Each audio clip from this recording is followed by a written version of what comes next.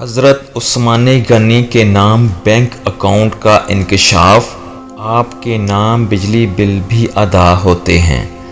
سعودی عرب کے ایک بینک میں خلیفہ سوم حضرت عثمان بن عفان رضی اللہ تعالیٰ عنہ کا آج بھی کرنٹ اکاؤنٹ ہے۔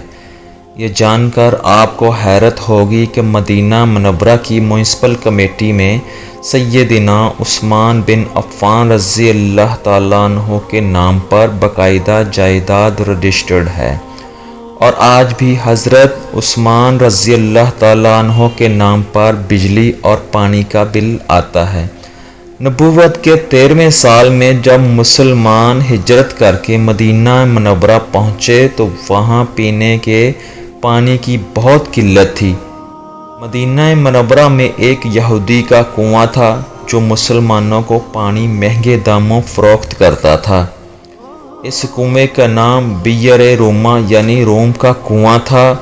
وہاں ان حالات سے پریشان ہو کر مسلمانوں نے رسول اللہ صلی اللہ علیہ وآلہ وسلم سے شکایت کی اور اپنی پریشانی سے آگاہ کیا۔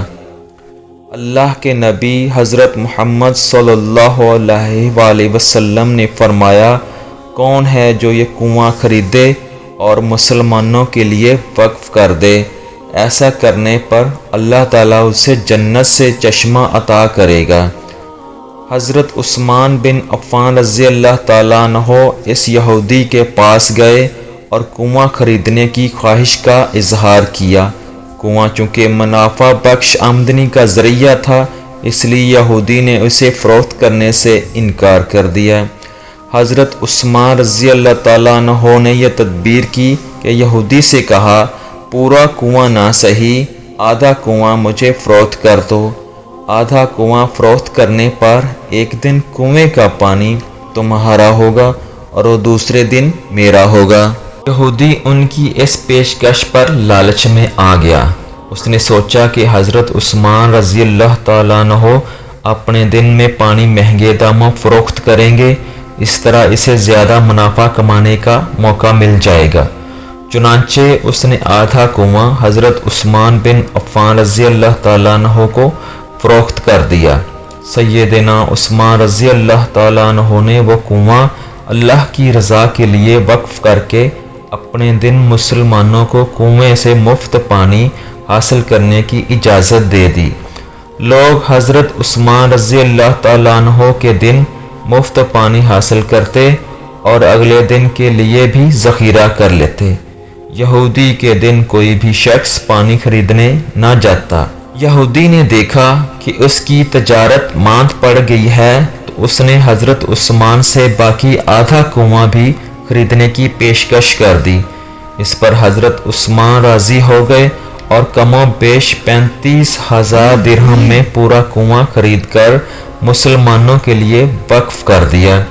اس دوران ایک مالدار آدمی نے عثمان غنی رضی اللہ تعالیٰ عنہ کو وہ کنواں 2 گنا قیمت پر خریدنے کی پیشکش کی۔ حضرت عثمان رضی اللہ تعالیٰ عنہ نے فرمایا کہ مجھے اس سے کہیں زیادہ کی پیشکش ہے۔ اس شخص نے کہا، میں 3 گنا دوں گا۔ حضرت عثمان رضی اللہ تعالیٰ عنہ نے فرمایا، مجھے اس سے بھی کئی گنا زیادہ کی پیشکش ہے۔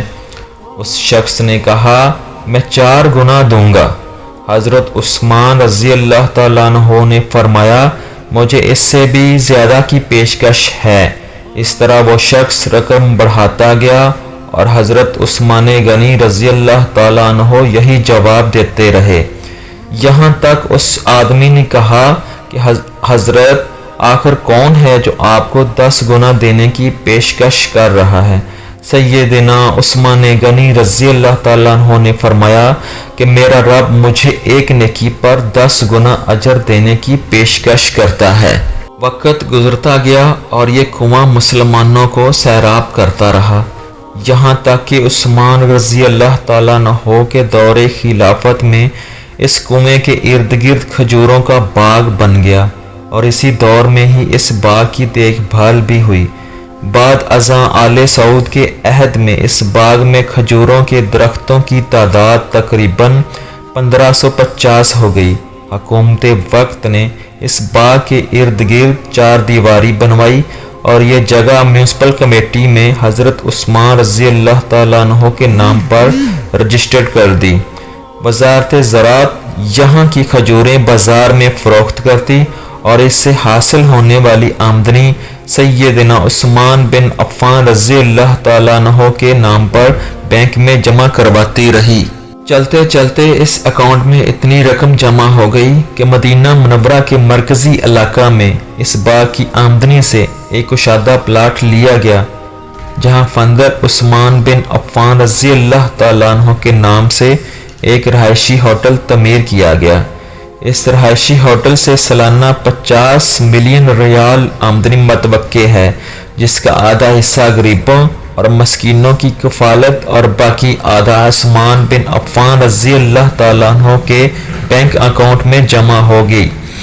ذوالنورین سیدنا عثمان بن عفان رضی اللہ تعالیٰ عنہ کے اس عمل اور خلوص نیت کو اللہ رب العزت نے اپنی بارگاہ میں ایسے قبول فرمایا اور اس میں اتنی برکت عطا فرمائی کہ قیامت تک ان کے لیے صدقہ جاریہ بنا دیا گیا۔ یہی وہ لوگ ہیں جن کی جانیں اور مال اللہ تعالیٰ نے اپنی جنتوں کے بدلے خرید لیے۔ یہی وہ لوگ ہیں جنہوں نے اللہ کے ساتھ تجارت کی، جنہوں نے اللہ عز و جل کو قرض دیا اور اچھا قرض دیا۔